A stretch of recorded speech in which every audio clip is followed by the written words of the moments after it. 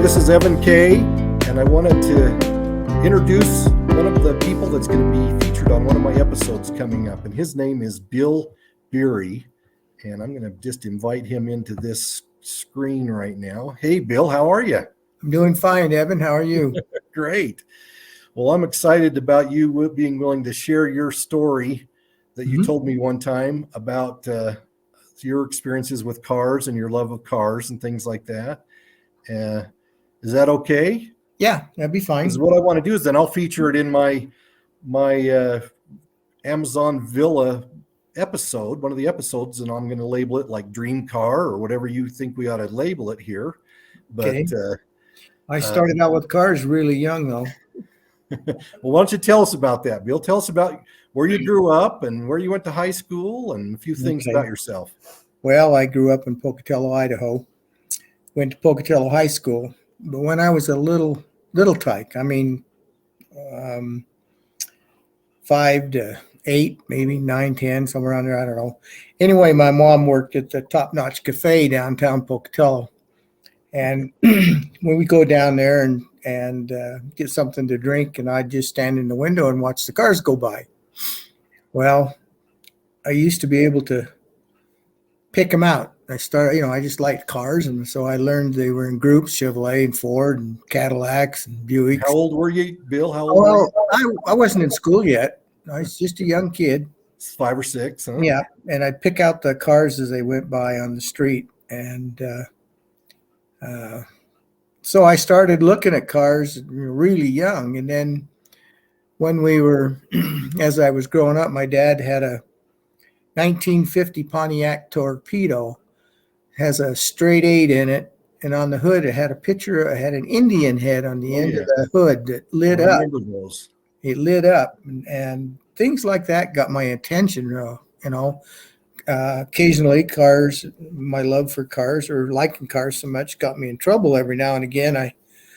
One time when I was out to my grandpa's place, and my dad had it wasn't the Torpedo out there, but they had a early Chevy. It was parked in the driveway and behind another car. And the old cars then, they had bumpers on them, big chrome bumpers. And they had protectors on the bumpers that stuck up like spikes. Well, I was sitting in that car one day and looking it over, nothing to do. So I thought, well, what does this button do? So I pushed the button in. It was the starter button, and the car was here. So I got in trouble that day. That car leaped forward, and the two bumpers come together as the car I was in jumped up on top of the other car. Oh, no. So they dragged me out of there. I don't know how Mom and Dad and whoever else was out to the farm that day got those two cars back apart. I'm sure it was with a bumper jack. Well, you think that was the first time you ever drove a car? Yeah. Yeah, probably. Yeah, just a few feet. Boy. So anyway, I started pretty young. And as I got older, I always wanted a car. And I met up with a high school friend, junior high friend, and we both went through the bicycles and then the motorcycles, and when we graduated into cars. And Pocatello at that time was running a campaign in the city to clean it up. Okay. Too many old junk cars sitting around, and so I had a car that I paid $15 for, and it was a 51 Chevy. So about what year would this have been? 1960? Oh, 65. Okay. Somewhere in there. I just barely got a license. I think driver's training was at 15, I think, somewhere around there. But anyway, so we found a piece of ground and out on Gaethje Road, and both I was pumping gas, and my friend was working for a storage company. And between the two of us, we rented this old barn out there. So we just took my Chevy and we went down through town and to look and see what kind of cars we could come up with.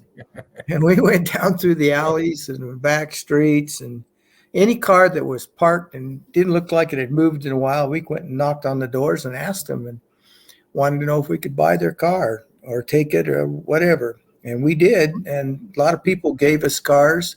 Some cars we paid $1 for, some $10 for a car. And we hauled all these cars off with a chain on the back of my Chevy, my old Chevy, out to Gaithy Road and stuck them in a row and out there in the weeds. And pretty soon we started selling parts off of them and dismantling the cars. And so we put our engines and stuff in that building. And we did pretty good. At one time, before I got out of high school, I had 27 cars. And I collected Chevys, and my friend Brad collected Fords. And we always argued back and forth which car had the best, but best motor and more power and things like that. And so we would take some of these cars are mostly in the 50s, late 50s and early 60s. Okay. So they had flathead V8s. We had slant engines from Chrysler. We had small blocks from Chevrolet. And then Ford, we had a few Ford big blocks. And by that, I mean 352s, 390s. Most of them were automatic cars. But we didn't have a way to get, we'd wanted to work on them. So we'd pull them up underneath the tree in Brad's mom's, their home, and throw a chain up over a tree branch, a big thick one. Had to come along, and we'd hoist engines and transmissions out in the air and just set them down in the yard. And we did that quite a while, and then we'd take the bodies out to Gaithy Road. And we experimented with those engines and those cars. We stuck engines vertical, on the ground with cinder blocks under the exhaust, a cinder block on each side, a battery, and a can of gas. That's all you needed in those days, and 12 volts to the coil, and boom, you had a running engine right there in the yard. And we did that a few times. That was kind of exciting. But we kept getting in a little more trouble with his mom, because of probably the grease and the noise and the crazy things that I'm going to cut you off, Bill, because we're going to put this in this episode, all this detail, okay? Okay. But tell me a little bit about your family, and you got married and had. Oh, tell me well, about Sandy was there in the picture for a minute. But, yeah, I know Sandy Sandy's there. She went into another room, but I was going to. Let's see. I was a senior at Pocatello High School. Yeah. When I met Sandy, and okay. And she was 16. Okay. And and then after I graduated and she was still in school, we dated, and I went to her graduation, took her to her prom the senior year. We talked to her folks about getting married, and her dad says, well, she's going to college. I didn't say anything, but she didn't go to college. She was going to physical therapy school and be a physical therapist. Well, okay. Then I came along, and plans changed a little. Yeah, things changed. A couple of years later, I asked her if she'd marry me, and she said she would. Well, tell me, you ended up having how many kids? And you guys have been married over 50 years now, right? Yeah, over 51. Yeah. So 4 kids, or? Yeah, we have 3 daughters and a son. Okay. And when our son was the last, and she said, well, this one's a boy. She says, after I have this baby, she says, if there's any more, they'll be with a different woman. Uh-oh. And I said, no, I don't think so. So, because I talked to her about having 6 kids at one time. Yeah. But anyway, we didn't do that. And so then you went to work for the railroad eventually. And so when I first got married, Sandy took a chance. When we got married, I didn't have a job. Right. When got time to buy the wedding rings, she bought them. We got married at the local church, and so we saved some money that way. And I did finally get on, I was going to school then to a computer school in Salt Lake City, which I graduated from. Yeah. Came back to Pocatello and couldn't find work because in those days there was only 3 commercial computers in Pocatello. Mhm. So anyway, time went on, and I got on the railroad on the Ryrie branch out of Idaho Falls on a pickup gang, scrap gang. And so I was working that, and she was hostessing and waitressing down at the local restaurant there in Pocatello, and I was commuting up to Idaho Falls every day with my friend Glenn Armstrong. So through that relationship there, things were going pretty good, and I worked for different gangs. I got transferred down to Pocatello Yard finally, out to Mashad Flats to FMC and Simplot. Okay. My job out there, I was just a gandy dancer working for a foreman named Clyde. And we cleaned the coal dust and the rocks out of the switches in Simplot and FMC so the coal trains could come in there and dump coal to run that plant. So that's where I started Bill. out. We've got enough information here. I'm trying to do these episodes, and I'm going to do about 3 or 4 episodes with you, with all these different things that you've got going on in your life and things. But what I steer you to now is the first one that I think we want to do is about a dream car. And so I'm going to bring up a picture here of a car, and you tell me about when this car entered your life and what was going. This is prior to your marriage. I was just getting a little background on you and things because I just want this video to be kind of just an introduction to you, and then enough of interest so people will say, man, I'm going to go read that episode about Bill. Okay, well, when I was in high school and I had all them cars, they were all taken away from us because we mishandled what we were trying to do and got into trouble with the landowner. Well, if you don't have anywhere to park them, you can't keep that many cars. Yeah. So they had to go away. So I'm driving around in my cheapo car and saw this 65 Impala Super Sport sitting down there at Glen Chevrolet. This would have been in 67. Okay. And I took my dad out there to pick out a car. And I actually was looking at a 66 Nova Super Sport. Okay. But that Nova, I made the mistake of taking Dad for a ride. We got in, and it was a 327 4-speed car, about 300 horse.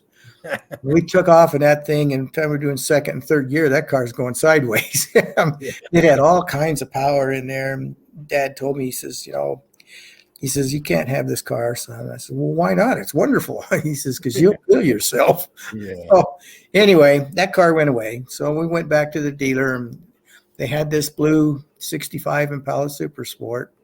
It was a 327 automatic car with a power glide in it, 2-speed power glide, big bucket seats and a big back seat. And I bought it and brought it home and kept it shined up and went down to local tire dealer and bought some wide oval tires. I think they were 6 inches wide, which was a big deal for cars then. Anyway, took that car to high school, dated in it. Sandy never rode in that. Another girl that I was dating went in that car. And I only had that car for 6 months. Yeah. And it was kind of a hard story. So what did your dad tell you when you decided to buy it? When we did finally get around to buying a car there at Chevrolet, it was only $2,700. Mm-hmm. Dad says, son, he says, if you like this car, this will be fine. But he says, I can't pay for it for you. If you sign these papers and we get a loan at the credit union, you're the one that's got to pay for it. And okay, sure. It was only $52 a month. But I didn't figure it out. Gas working, so you had a job. Yeah, I had a job. I was making $1 and a dime an hour, pumping gas at that time, and working in. I worked a little bit for the Bannock Hotel in the kitchen. Oh, okay. So I wasn't making big money. Yeah. But anyway, that car got about 10 miles to the gallon, and it was always on the road. And fuel was less than 50 cents a gallon, but we burned a lot driving around. And so about 6 months later, I didn't have the money to make all these payments. I couldn't keep up. Yeah. So I put the car up for sale, and I don't remember who bought it. I remember seeing him and his wife when they came in and picked up the car from me. But I took a $700 loss on that car. And the credit union that I was in released the title so I could sell the car, but held the loan. So I had to pay that $700 off with no car. Yeah. And that was a huge lesson for a young kid just making a few dollars an hour. And I've never lost a car since or anything else. Yeah. But yeah, that was kind of tough. Here I was again, back to finding old beaters. Yeah. Yeah. So in that time, I had Ford Galaxy, had a 51 Chevy, 69 Impala, just two 57 Chevys, and several other cars that I bought anywhere from $100 to $500 and made them run. Yeah. And then I had a motorcycle too. So, but I had gotten married, and Sandy's dad helped us get a 69 English Ford Cortina. And we drove that around, and her grandparents gave us a 65 Rambler Ambassador Ford. We drove that around. With reclining front seats, all right? Well, yeah, they all went flat in those cars. And so like everybody else, we started out renting and, and things like that. And time went on, and we bought our first home over on Maple Street. Yeah. 1020 East Maple. And we started fixing it up, and I graduated into a Ford pickup. It was a 74 Ford pickup, and half ton. V8. Your friend said the Fords were better, and you were a Chevy guy. You were driving a pickup. Huh? Well, I got a pretty good deal buying it, but it got terrible mileage. Yeah. So, and that same year we had a child. Casey was born. So I kept Casey and put the truck up for sale. Well, Bill, I really appreciate you sharing this stuff with me. And there's a lot more to this story, and you and I are going to get together, and we're going to write this story down as an episode of, hey, the phone's for you, calls with Grandpa, okay? Mm-hmm. And so I don't want to get to the whole story, but I'm going to show one picture here that describes kind of what ends up going on in Bill's life here, okay? Yeah. Here's my buddy Bill at the largest car show in the area, isn't it, Bill? Yeah, it's a regional show. It's Chrome in the Dome in Pocatello. And you've got a prize there in your hands that the students made. Yep. For what was it? The best car of your category, right? Well, just a second. I'll read it. It's right above my head. Okay.